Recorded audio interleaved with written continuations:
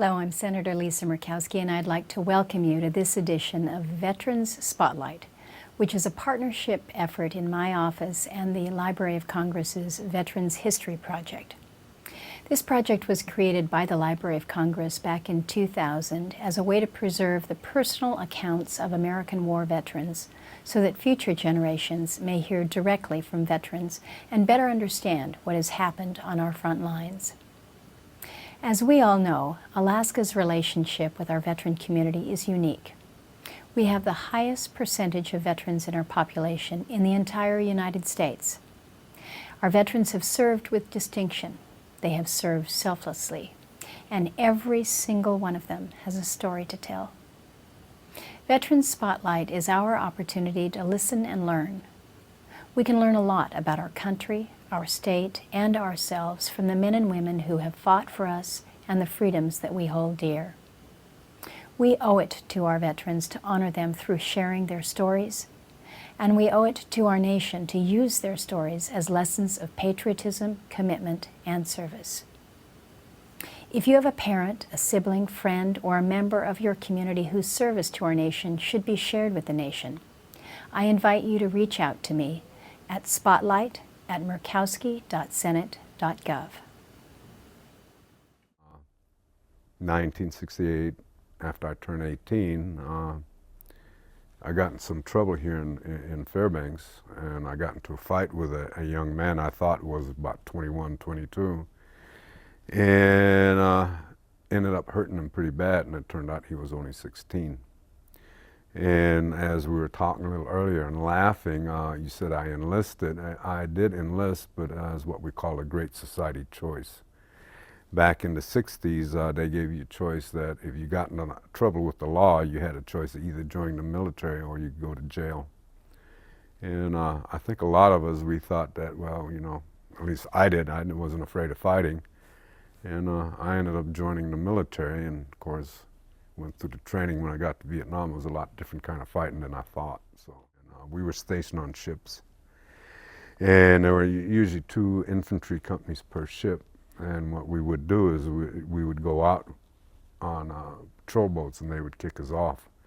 We'd be out for 3 days and 3 nights going out on missions, and then they would rendezvous with us on the 4th day, and then they would go ahead and bring us back into our mother ships to let us dry out, because down in the Mekong Delta in the swampy area and everything, it was always wet. We were continuously wet and soaked. But the first time I ever was out on my first mission, we were walking down a trail, and I had a bunch of guys in front of me, and I had a bunch of guys behind me. I was kind of in the middle of the company, and I kept hearing these things going overhead like angry bees and everything else. And I stopped, and I'm looking around, and something's not right here. I didn't see anybody in front of me, didn't see nobody behind me, and all of a sudden I heard in the bushes this, "Hey, yeah, so get down, they're trying to kill you." And I finally realized that there were bullets going over my head, and there were people actually trying to kill me. And that's when I got down and learned how to hide real good. Everything else, and we got ambushed about maybe a mile away from where we were supposed to be picked up.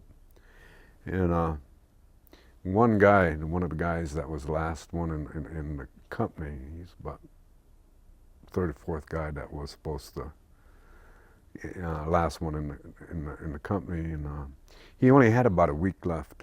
And that day was supposed to, he shouldn't have even been out in the field.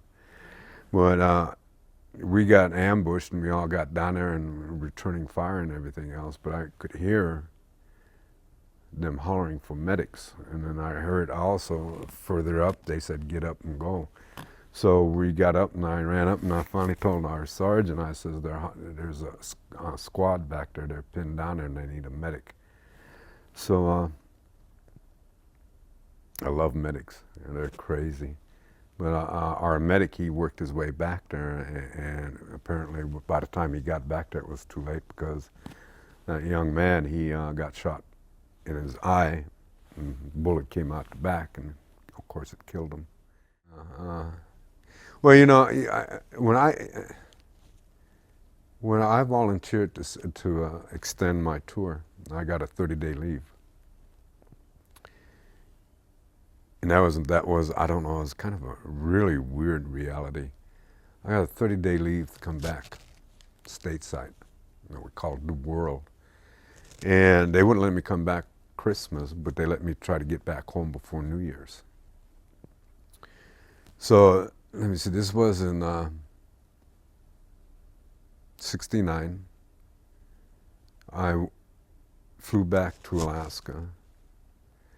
And when I landed at the airport, it was like about 20 minutes before midnight. And I told a cab driver, and back in 1970, $20 was a lot of money. But I told a cab driver, I said, you can get me to Fulton Street, my home, before midnight. I said, the $20 bill is yours. And he did. And I didn't tell nobody I was coming home. And when I got home, I kicked the door open and started screaming and hollering. And one of my sisters, she started screaming and hollering at me, saying, be quiet, what are you doing? Don't you know it's almost midnight? She said, wait a minute, was that you? And I smiled and laughed, yeah. She said, wow. And I said, yeah. She says, welcome home. I said, well, I'm only home a little while. So I went and harassed my mom and my stepfather, and found out where a party was, where a lot of my friends, some of my ex-girlfriends were. And I went back over there. I went to that party, and everybody was happy to see me. And of course, at first I was happy to see them. And I got a beer and everything else. And the first hour was okay, but after that I found it really weird and out of place. And I finally found myself in a corner, drinking a beer all by myself, watching all my friends, thinking they're just kids. They're just innocent kids. They haven't seen anything or done anything that a lot of us in Vietnam we had to go through. So I got restless and anxious. I didn't want to be there anymore, and I didn't want to be home anymore. To me, home was in Vietnam. It was with the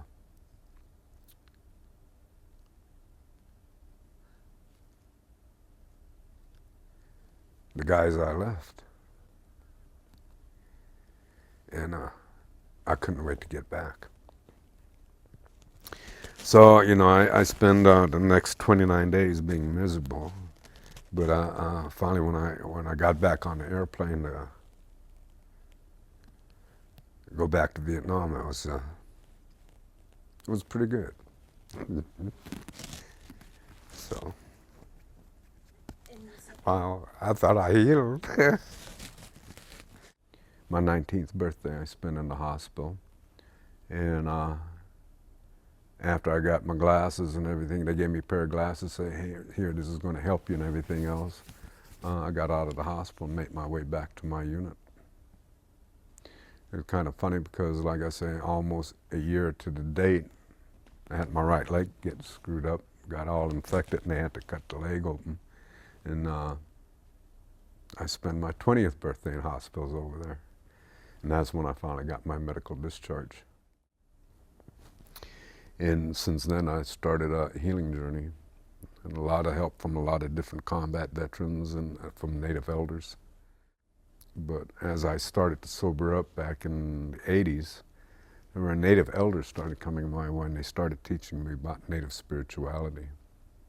As I'm holding an eagle feather, I've been told that when you speak with an eagle feather, it'll give you the strength and the courage.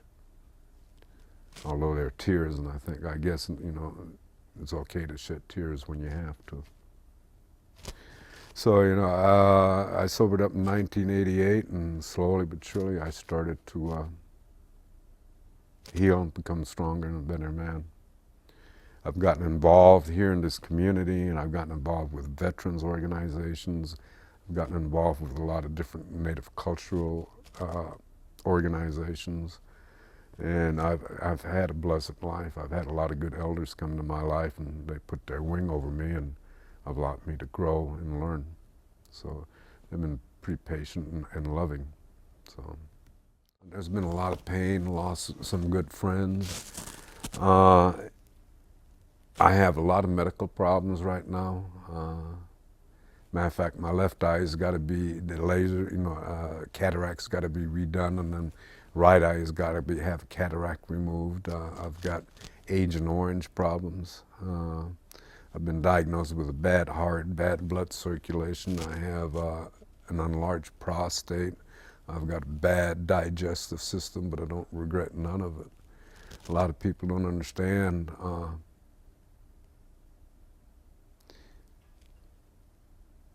that when I went to Vietnam, nobody had to take my place. Nobody had to die for me. Not only that, veterans, which is a crazy bunch of guys anyhow, combat veterans. I don't think I'd change the camaraderie that I have with any of the veterans, the friendships that I've developed with some of these crazy guys. I don't know, it's a strong bond that we have with one another. Tease them and try to make them understand that we care and we respect them. You know, unlike with Vietnam, when we came back home and everything else, and nobody wanted us. You know, they started fights with us, they spit on us, they threw shit at us, called us baby killers, women killers, you know.